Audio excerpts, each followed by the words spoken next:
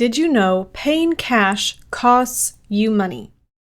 Your capital has a cost. Now, many times people who have cash choose to pay cash because they don't want to pay interest. And I get it. Paying interest makes a small payment much larger. You have more of your money going out of your control because you're paying interest. But that's not the whole story. What we want to do to really understand the financial impact of our choices is to look at the cost plus the opportunity cost over time. Now, this leads us into two concepts. One is opportunity cost. The second is time value of money. Now, the first being opportunity cost means that when you have a dollar leave your hands or flow out of your control that you didn't need to, you not only lose that dollar, but what it could have earned for you had you kept it. The other idea of time value of money is that as we look at the impact of this over time, a small amount of money turns into a huge lost opportunity cost in the future and shrinks and cuts into your wealth creation potential. Conceptually, it's like this.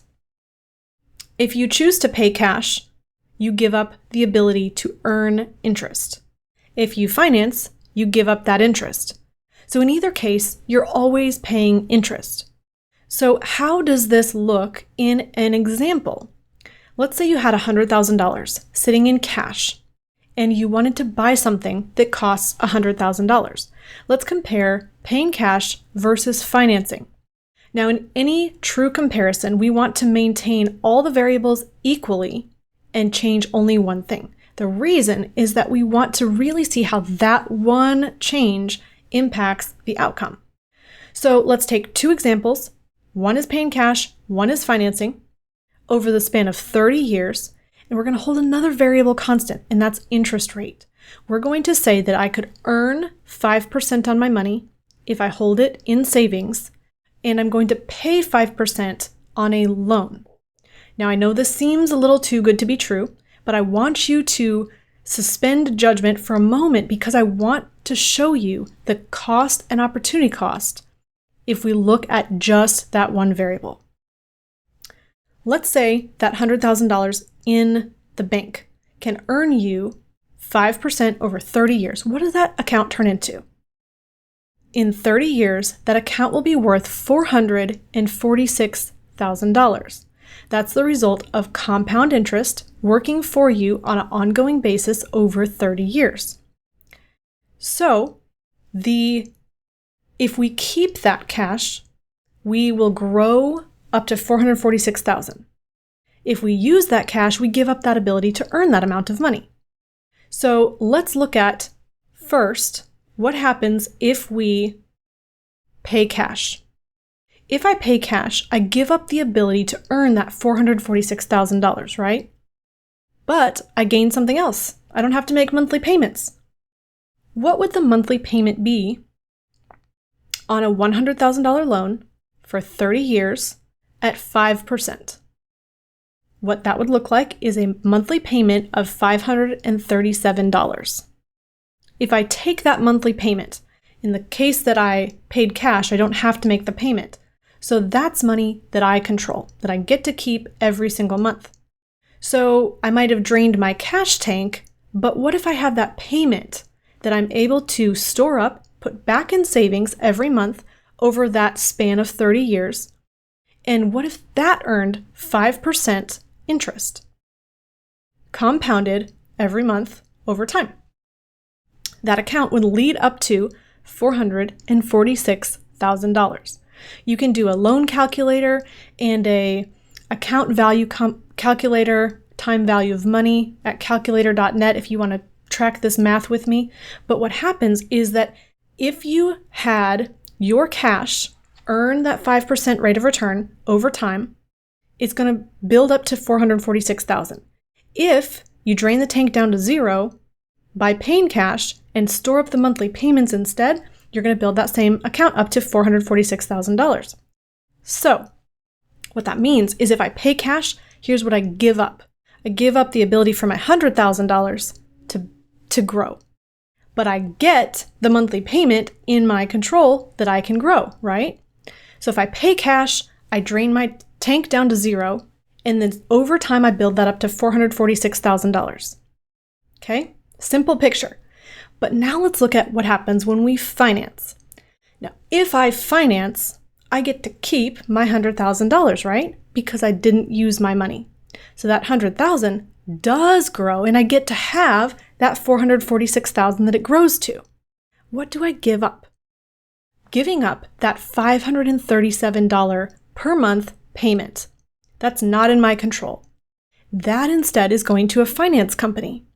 So what is the opportunity cost on that $537 per month? Well, it is what it could have earned had I kept it. What it could have earned had I kept it is it could have grown up to $446,000. Now I know I'm putting some numbers and money and math at you, but what I want to show you is that the cost of each decision is equal, given the same interest rate that you could use to grow your money is the same interest rate that you pay on your money. So if those things are held equal, paying cash costs you just as much money from your future that it does to finance. Now let that sink in for a minute, because often we just say, well, I'm just going to pay cash because it won't cost me anything. But it does cost you because you give up the ability to earn interest. Now, what we want to do is use this information to make decisions. And now that both of them seem to be equal, how do we even comprehend how to make decisions moving forward? What we want to do is maximize our control. And when you maximize your control, you have more options. So how do we maximize control?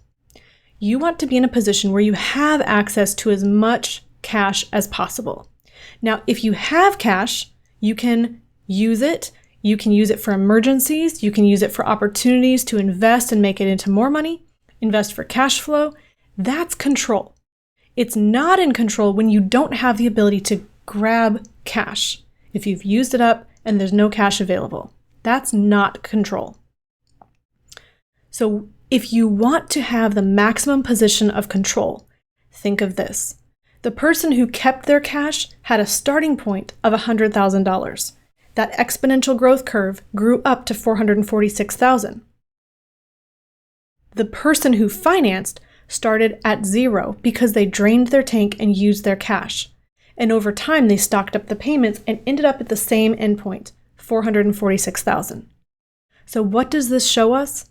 It shows us that over the 29 years and 11 months and 29 days, all throughout time, from starting point to ending point, the person who kept their cash is the person who had more control.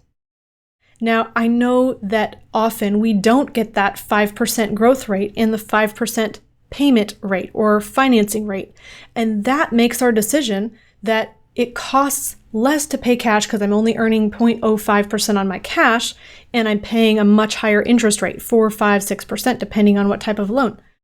So that's why we end up financing, so that the spread seems like it's more in our favor. But even with a lower interest rate, when you have access to cash, you have more control and more options. Don't undervalue your cash. Having cash accessible to you is extremely valuable. It puts you in control and it makes opportunities come find you. So all math aside, we want to be in a position of maximum control.